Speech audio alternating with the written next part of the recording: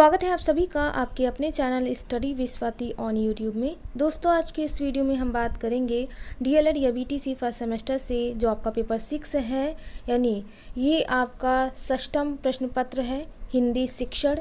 इसके तहत हम अति लघु उत्तरीय प्रश्नों को लेकर के बात कर रहे हैं, जिसमें 1 से 25 तक की प्रश्नों को लेकर के बात की जा चुकी है। आज के इस वीडियो में रेस्ट ऑफ द क्वेश्चंस को लेकर के बात की जाए।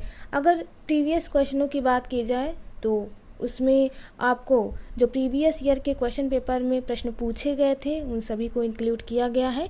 इसके लिए आप हमारे चैनल की प्लेलिस्ट को ज़रूर चेक करें, ठीक है। वहाँ से भी आप जो है इन चीज़ों को पढ़ सकते हैं। तो चलिए दोस्तों, शुरू करेंगे आज के इस वीडियो को, पार्ट 2 को। प्रश्न नंबर 26 से शुरुआत करेंगे। प्रश्न नंबर 26 है, यश तथा भास्कर के पर्यायवाची बताइए।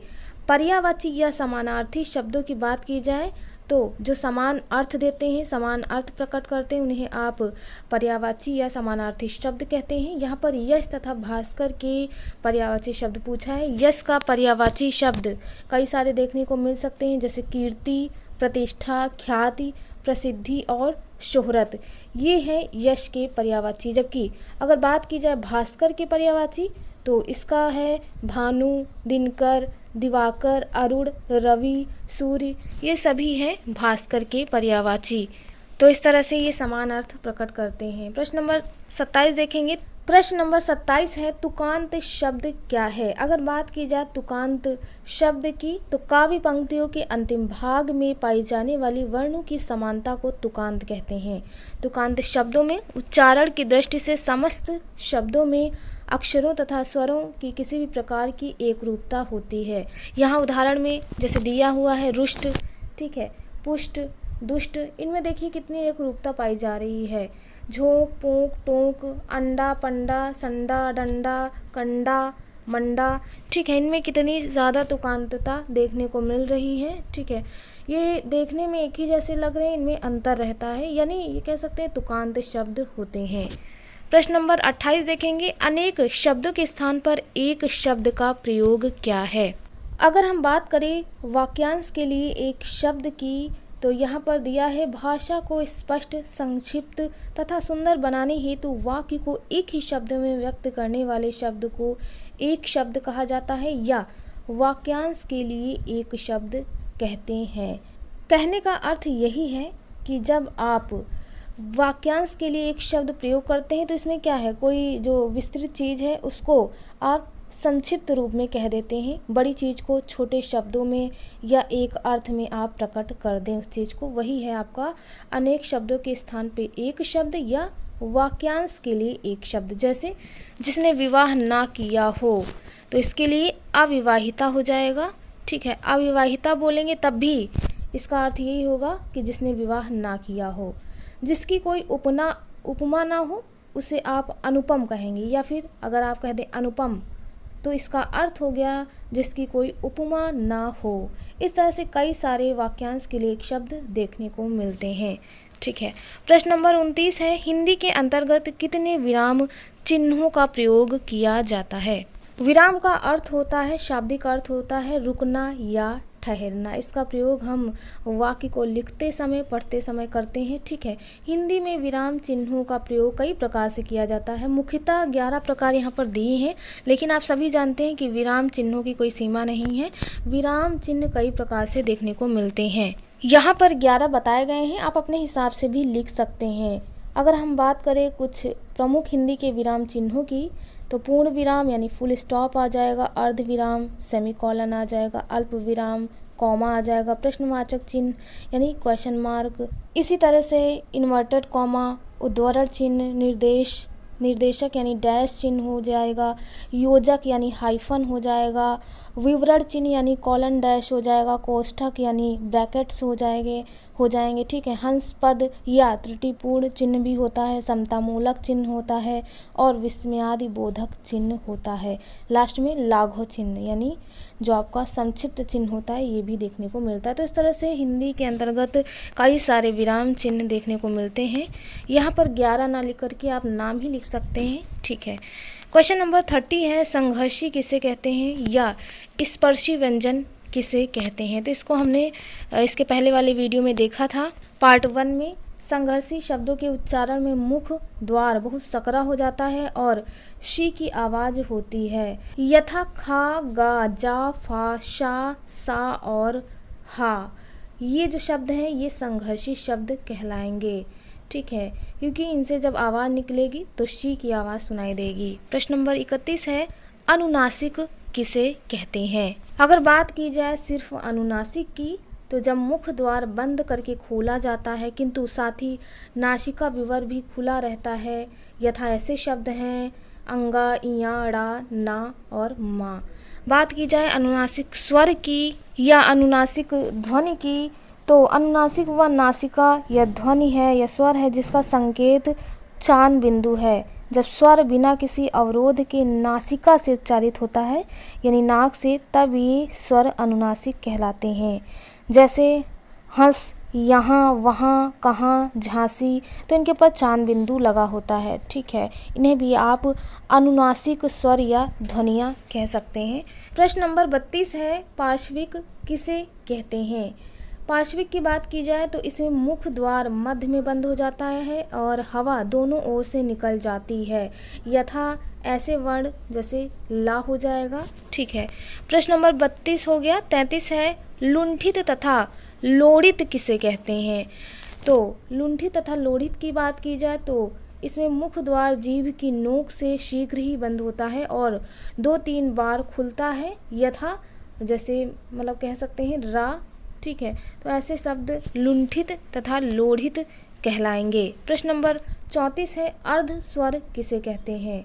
अर्ध स्वरों की बात की गई है, इनको बोलने से मुख द्वार बहुत सकरा हो जाता है और हवा स्वर के समान मध्य से निकल जाती है, जैसे या, यथा, या और वा। ऐसे स्वर अर्ध स्वर कहलाएंगे, ठीक है। मैंने अर्ध स्वर को इसके पिछले वीडियो में भी बताया था, ठीक है, वहाँ से भी आप बहुविकल्पी प्रश्नों से भी पढ़ सकते हैं उसे। प्रश्न नंबर 35 है, अक्षर समूह का दूसरा नाम लिखिए। तो अक्षर समूह का दूसरा नाम वर्णमाला है। वर्णों के समूह को वर्णमाला कहते हैं, जिसमें स्वर और व्यंजन या फिर आप कह सकते हैं स्वर्ण और व्यंजनों के मेल को हम वर्णमाला भी कह सकते हैं।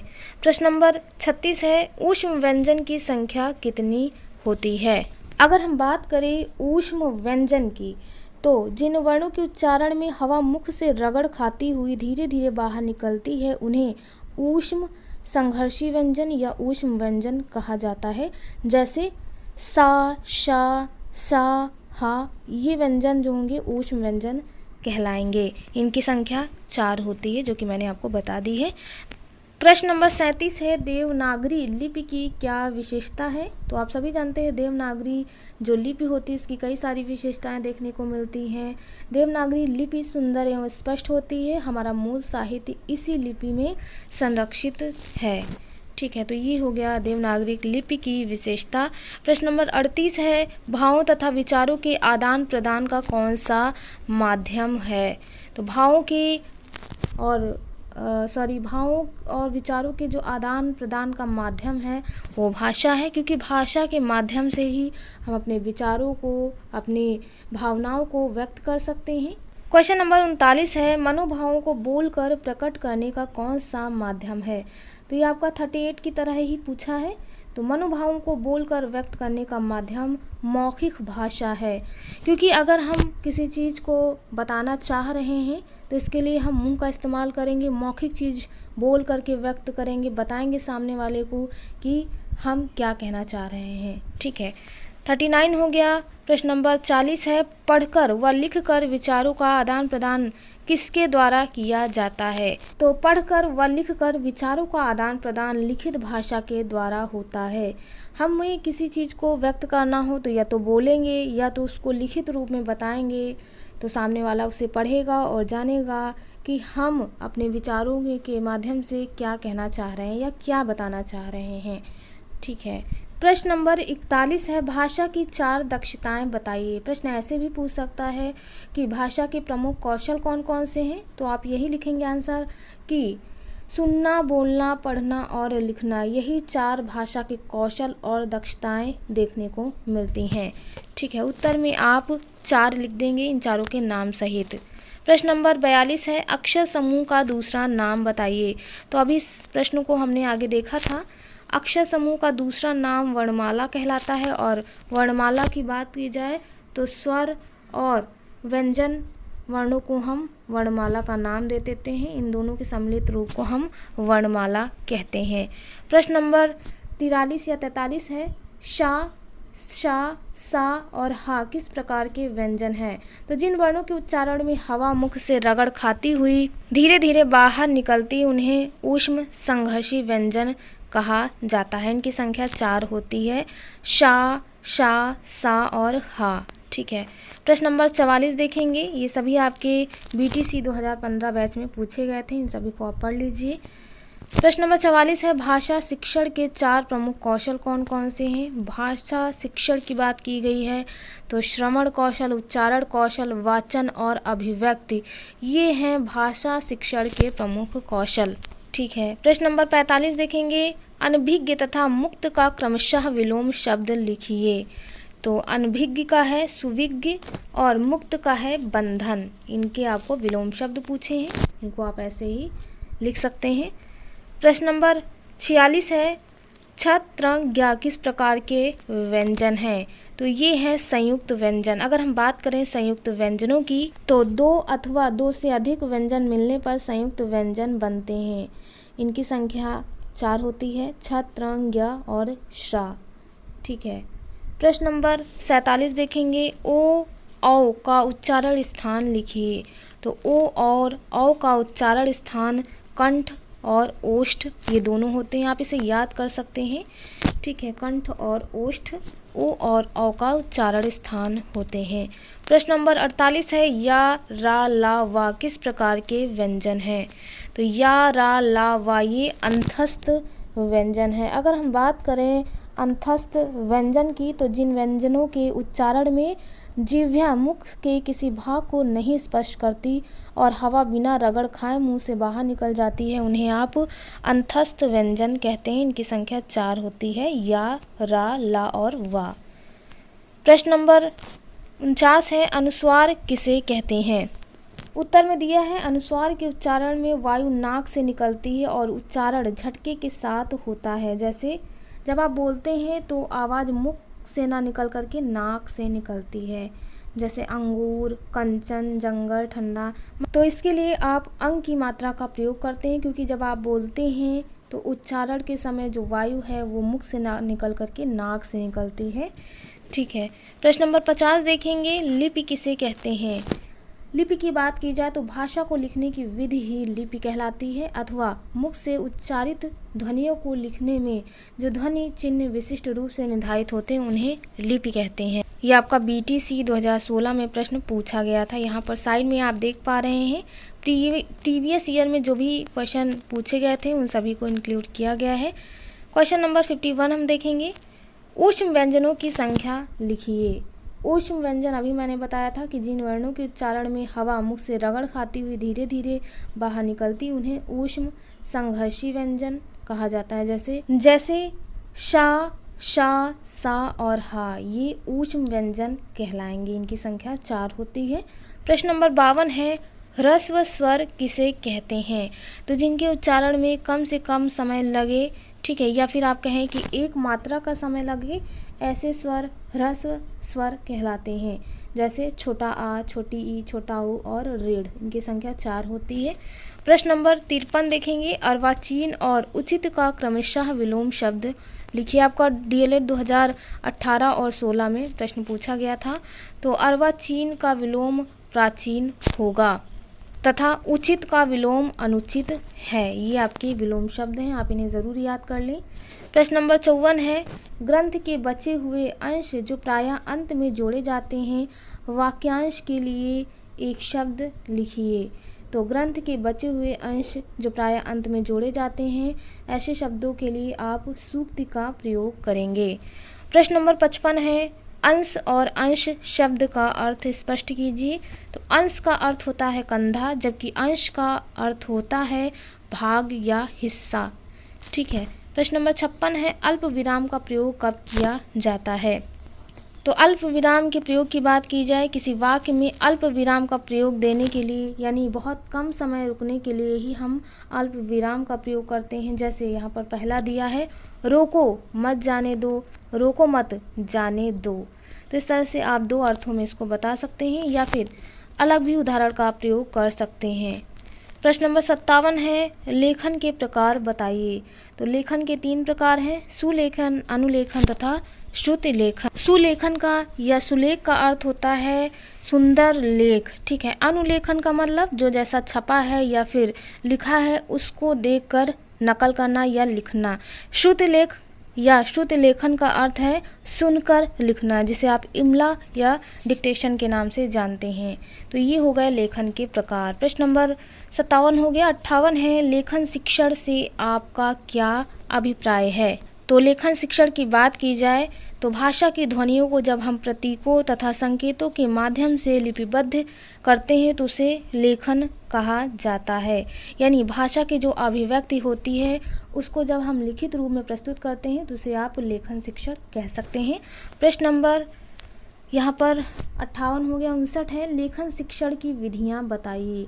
तो लेखन शिक्षण की कुछ प्रमुख विधियाँ जैसे जैकॉट विधि, मॉन्टेसरी विधि और पेस्टोलॉजी विधि है। इसके अलावा भी कई सारी विधियाँ देखने को मिलती हैं। प्रश्न नंबर 60 है, वाक्य किसे कहते हैं। तो मनुष्य के विचारों की पूर्णता लिखित अथवा मौखिक रूप में व्यक्त करने वाले समूह को वाक्य कहते हैं।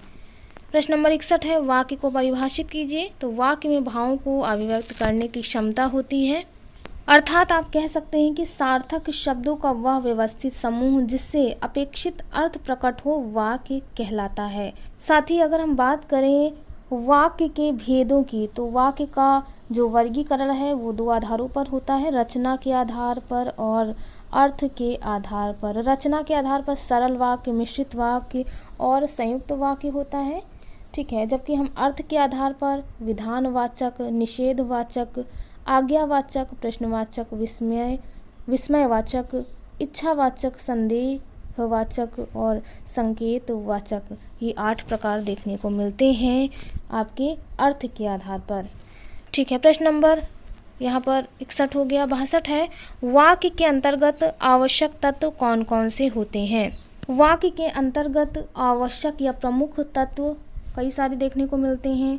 तो इसमें पहला है सार्थकता, यानी कुछ सार्थक अर्थ जरूर निकलना चाहिए वाक्य के अंतर्गत। योग्यता इसमें होनी चाहिए, वाक्य में भावों का बोध कराने की योग्यता होनी चाहिए। आकांक्षा होनी चाहिए, यानी कह सकते हैं कि वाक्य स्वयं में बहुत ज़्यादा निपुण होना चाहिए। और निकटता, पदक्रम, अन्वय, ये 6 प्रकार से वाक्य के प्रमुख तत्व स्पष्ट होते हैं। प्रश्न नंबर 63 है, वाक्य के प्रकार बताइए। तो वाक्य के कई सारे प्रकार देखने को मिलते हैं। आप वाक्य के भेद या प्रकारों की बात करते हैं तो 2 प्रकार से इसका वर्गीकरण कर सकते हैं, रचना के आधार पर और अर्थ के आधार पर। रचना के आधार पर सरल वाक्य, मिश्रित वाक्य और संयुक्त वाक्य, ये 3 वाक्य देखने को मिलते हैं। जबकि अर्थ के आधार पर 8 प्रकार के वाक्य होते हैं। पहला होता है विधानवाचक, दूसरा है निषेधवाचक, तीसरा है आज्ञावाचक, चौथा है प्रश्नवाचक, पांचवा है विस्मयवाचक, छठा है इच्छावाचक, 7वां है संदेहवाचक और 8वां है संकेतवाचक। यहाँ पर 3 प्रकार दिए हैं, ये हैं आपके रचना के आधार पर वाक्य के प्रकार। यहाँ पर प्रश्न में रचना दिया होगा। प्रश्न नंबर 64 है, लेखन शिक्षण की कोई 2 विशेषताएं बताइए। तो लेखन शिक्षण की विशेषताएं कई सारी हैं। अक्षर, शब्द, वाक्य को स्पष्ट रूप प्रदान करना, व्याकरण एवं वर्तनी की दृष्टि से शुद्धता, साथ ही विराम चिन्हों का उचित प्रयोग करना, ये भी आपका कहीं ना कहीं लेखन शिक्षण की प्रमुख विशेषताएं हैं। इससे मात्राओं का समुचित ज्ञान हो जाता है। तो इस तरह से कई सारी विशेषताएं देखने को मिलती हैं। प्रश्न नंबर 65 ये आपका लास्ट प्रश्न है। इसके बाद आपके लघु उत्तरीय प्रश्न स्टार्ट हो जाएंगे। एक सफल भाषा शिक्षक में कौन कौन से गुण होने चाहिए। तो एक सफल भाषा शिक्षक के गुण निम्नलिखित होने चाहिए। शिक्षक जो है वो लेखन में निपुण हो, भाषा का पूर्ण ज्ञान हो, प्रवाहमय वक्ता हो, शिक्षा का उच्चारण शुद्ध होना चाहिए, उसका व्यक्तित्व अच्छा होना चाहिए, उसको शिक्षण के दौरान अनेक विधियों का प्रयोग करना चाहिए, छात्रों की मनोवृत्तियों को ध्यान में रखना चाहिए। तो इस तरह से आप एक सफल शिक्षक के गुण अपनी तरफ से भी लिख सकते हैं। ठीक है, तो आज के इस वीडियो में हम अति लघु त्रि प्रश्नों को कंप्लीट कर चुके हैं। इसके नेक्स्ट वीडियो में जो आपके लघु त्रि प्रश्न हैं उनको लेकर के बात की जाएगी। उम्मीद है आप सभी को हमारा यह वीडियो पसंद आया है। अगर आपको हमारा यह वीडियो पसंद आया है तो प्लीज़ हमारे चैनल को ज़रूर सब्सक्राइब कर लें। वीडियो का नोटिफिकेशन पाने के लिए बेल आइकन ज़रूर प्रेस करें। साथ ही आप मुझे टेलीग्राम चैनल पर भी ज्वाइन कर सकते हैं, मुझे मेरे नाम से स्टडी विद स्वाति के नाम से, जहाँ पर आपको सभी वीडियो का लिंक प्रोवाइड करा दिया जाता है। तो चलिए दोस्तों, मिलते हैं अपने एक नेक्स्ट वीडियो में एक नया टॉपिक के साथ। तब तक के लिए आप सभी का बहुत बहुत धन्यवाद। Thank you friends, keep watching and share to others.